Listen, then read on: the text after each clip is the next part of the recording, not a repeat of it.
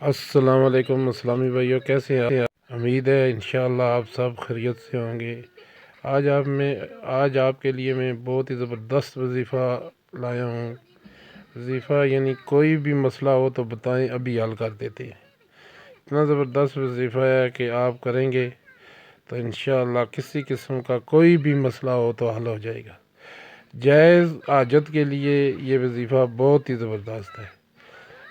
وظیفہ ایسے کرنا ہے کہ اول آخر درود شریف پڑھنا ہے 3 بار، اور درمیان میں نماز عشاء کے بعد جب نماز عشاء پڑھ چکیں تو قبلے کی طرف منہ کر کے بیٹھ جائیں، اور 70 بار یہ جو نیچے آیت دی ہوئی ہے، یا حیو یا قیوم بحق کی لا الہ الا انت سبحانک انی کنت من الظالمین پڑھیں، اور ہر بار پڑھنے کے بعد بارگاہ الہی میں اپنی جو حاجت ہے اس کو بیان کریں اور دعا کریں۔